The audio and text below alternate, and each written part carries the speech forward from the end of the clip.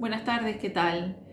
Hoy les voy a dejar un tema que no parece, pero es recurrente en las consultas, que tiene que ver con la desheredación. Para hablar de la desheredación, les tengo que hacer una pequeña introducción.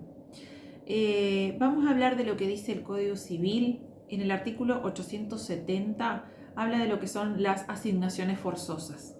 Las define como aquellas que el testador es obligado a hacer y que se suplen cuando no las ha hecho, aún en perjuicio de sus disposiciones testamentarias expresas. Esas asignaciones son los alimentos que se deben por ley a ciertas personas, la porción conyugal, las legítimas. Las legítimas están reguladas en el artículo 884 del mismo código. Y dice, llámase legítima la parte de bienes que la ley asigna a cierta clase de herederos independientemente de la voluntad del testador y de que éste no puede privarlos, sin justa causa y probada de desheredación. Entonces, allí tenemos, primero que nada, que la ley dice que hay determinadas personas que son herederos forzosos, que son los que tienen legítima, y que el testador no los puede dejar por fuera del testamento, no los puede desheredar a no ser que hayan causas específicas de desheredación. Esas causas de desheredación también están en el Código Civil, por supuesto. Los herederos que tienen legítima se llaman legitimarios o herederos forzosos, como les decía. ¿Quiénes son herederos forzosos? Bueno, los hijos legítimos, personalmente, o representados por sus descendientes legítimos o naturales. Esto quiere decir que hay una persona, su heredero forzoso es el hijo, y bueno, si el hijo falleció, vendrán sus descendientes, sus hijos, o sea, los nietos del fallecido. ¿Tá? Los hijos naturales, reconocidos o declarados tales, también personalmente o representados por su descendencia legítima o natural, y los ascendientes legítimos, es decir, los padres. Esto surge del 885 del Código Civil. ¿Tá? Estos herederos excluyen a otros que hubieran. Decimos, en la línea descendente hacia, o sea, la línea hacia abajo, son herederos forzosos los hijos, los nietos, los bisnietos, los tataranietos. ¿Tá? Es la línea descendiente hacia el infinito, por decirlo de alguna manera que lo puedan comprender. Si hay hijos, desplaza al resto. Ya no importa si hay nietos o si hay bisnietos, ¿tá? Los herederos son los hijos.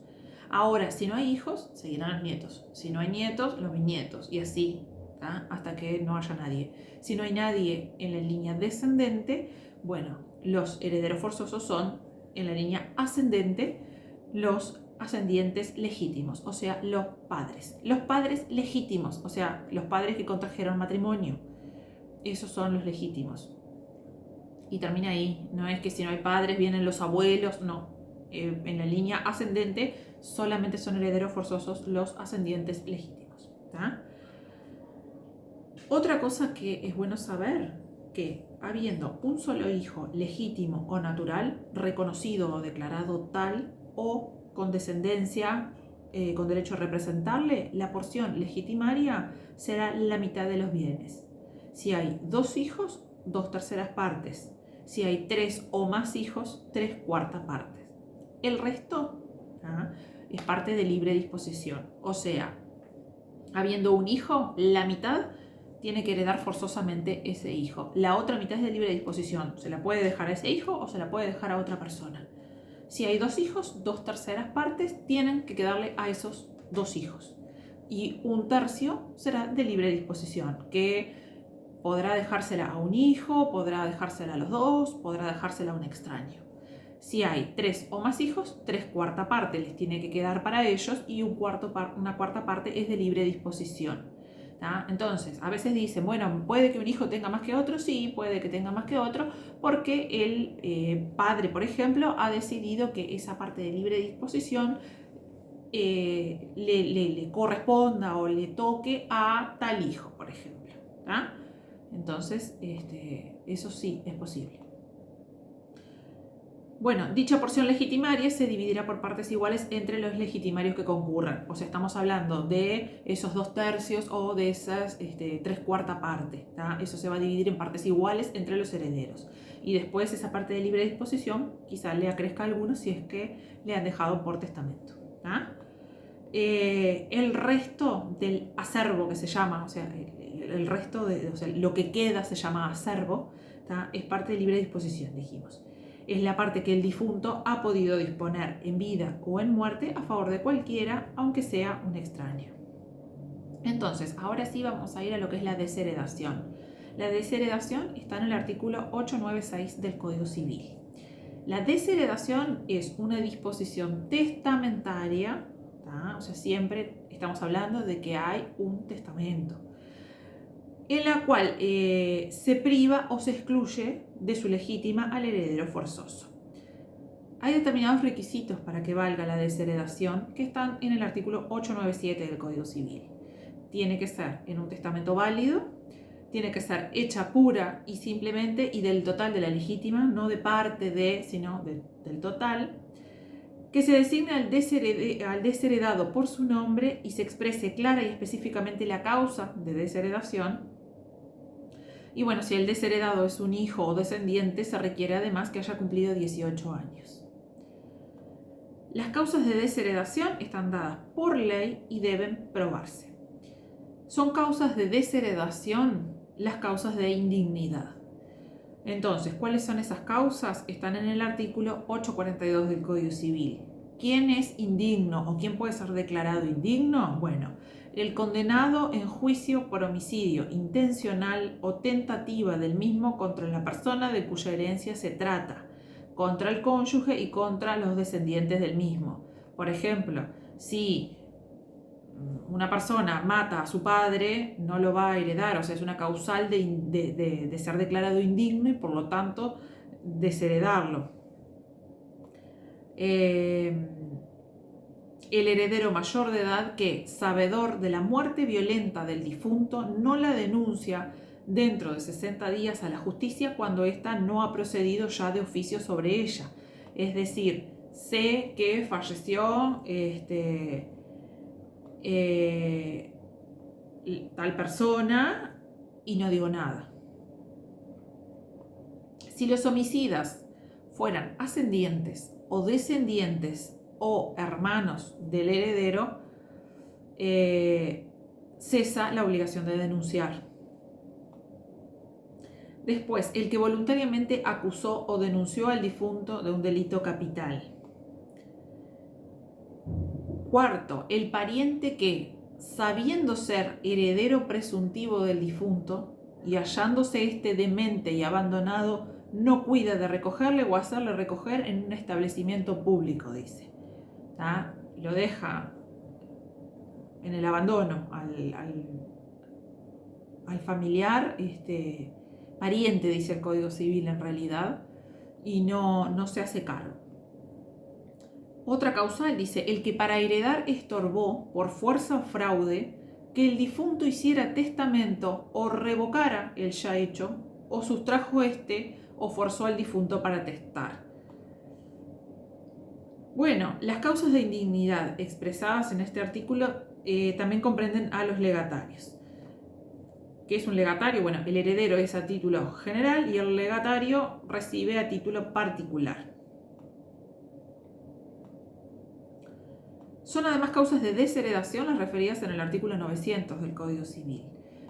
Y son haber maltratado de obra o injuriado gravemente de palabra al padre o ascendiente que le deshereda, haberle negado alimentos sin motivo legítimo, haber sido declarado por sentencia pasada en autoridad de cosa juzgada culpable de un delito y condenado como tal a la pena de 5 años de penitenciaría o a otra pena de mayor gravedad. Y bueno, después tenemos que, además, el padre y la madre pueden ser desheredados por sus hijos cuando han perdido la patria potestad, cuando les negaren los alimentos sin motivo legítimo, cuando el padre atentó contra la vida de la madre o ésta contra la de aquel y no hubo reconciliación entre los mismos. Y cuando hablamos de desheredar, tiene que existir una causal y tiene que haber entonces un testamento. Cuando alguien nos comenta que un padre o madre en vida vendió todo para no dejarle a un hijo, por ejemplo, eso no es desheredar. En vida una persona hace lo que quiere con sus bienes. Eso surge del 486 del Código Civil, que expresa el dominio, que se llama también propiedad, es el derecho de gozar y disponer de una cosa arbitrariamente. El artículo 487 dice que el derecho de gozar y disponer de una cosa comprende el derecho a los frutos que provienen de la cosa, el de servirse de la cosa, el de cambiar la forma mejorándola o empeorándola, el de destruir enteramente la cosa si le conviene o le parece, el de impedir a los demás que se sirvan de ella y reivindicarla de cualquier poseedor, el de enajenar la cosa en todo o en parte, concediendo a otros los derechos que buenamente quiera. Sin perjuicio, tenemos otros artículos en el Código Civil en materia de donación. El artículo 1624 del Código Civil dice: nadie puede hacer donación de todos sus bienes. Y también el cuerpo normativo prevé que las donaciones hechas en vida por una persona se pueden reducir a pedido de los herederos forzosos del donante en un proceso que se llama acción de reducciones inoficiosas. Esta acción permite reclamar al donatario, o sea, al que recibió la donación, no la cosa en sí, pero sí su valor. Eso está en el artículo 1112 del Código Civil. Para esto, los asignatarios forzosos cuentan con un plazo de 4 años desde el fallecimiento del donante. Esto lo tenemos en el artículo 1643 del Código Civil. Si lo que hizo fue un testamento que afecta a asignaciones forzosas, deben solicitar la reforma de testamento y dejar sin efecto esa disposición. Eso surge del artículo 1006 del Código Civil.